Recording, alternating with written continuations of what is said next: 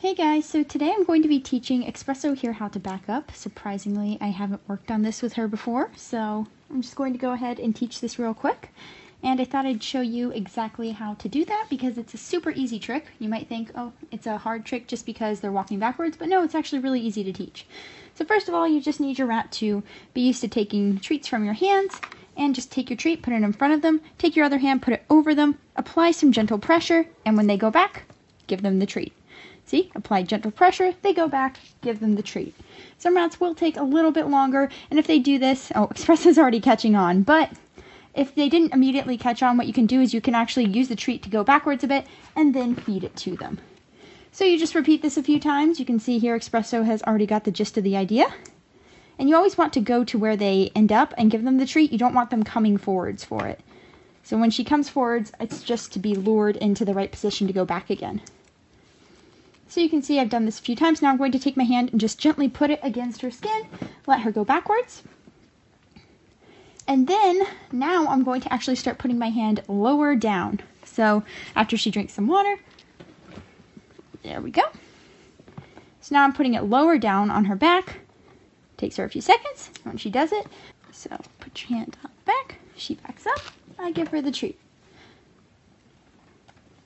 And you'll see eventually the cue is going to actually become me just putting my hand down in this position. So, oh, this is her spin cue. Oops, don't want to confuse you. But if I take it and I put my hand down, I want her to back up. There we go. And eventually you'll fade out the second hand here and put it further at the butt. Wait for her to back up. Give a little bit of a treat. Now I'm going to put it slightly behind her. And that's so that when she does back up a step, she immediately feels my hand and keeps going. So you can see, there you go. Okay, so here I've switched over to my rat Oreo, and that's simply because she knows the trick really well, and she'll be able to show us exactly what we're aiming for. So I'm going to go ahead and show you exactly what I mean. So here we go. There you go. So you want the rat in the end to be able to back up at least several inches like Oreo's doing. You want something fluid, and you want it to be in a relatively straight line. Now you might ask, why exactly am I still using the second hand when I said that we're not going to need it once you finish this trick? And the main reason is because I use my second hand as a target of sorts. Without it, she can still back up, but she has no idea when to stop. And because of that, that means that her backup might become sloppy, she might do less distance, and it's just overall cleaner if I have a way to show her when she's done. Sorry, my other rats are being kind of loud. But if I have a way to show her when she's done enough backing up.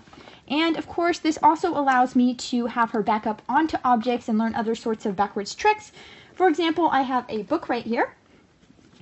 And if I wanted Oreo to learn how to back up onto it, I would use my second hand to help guide her onto it. So I would do that, and you can see because she's learned to back up where my second hand goes, she's going to back up onto the book no problem, and then over time I'm going to be able to just signal her and she'll back up on her own. Now Oreo has already worked on this before, so she doesn't have any trouble backing up onto one book. In fact, she can back up onto 3 of them. She's learning a wall handstand. However, if you were starting out, you would need to guide your rat a lot more just because they're going to be unused to backing up onto raised surfaces.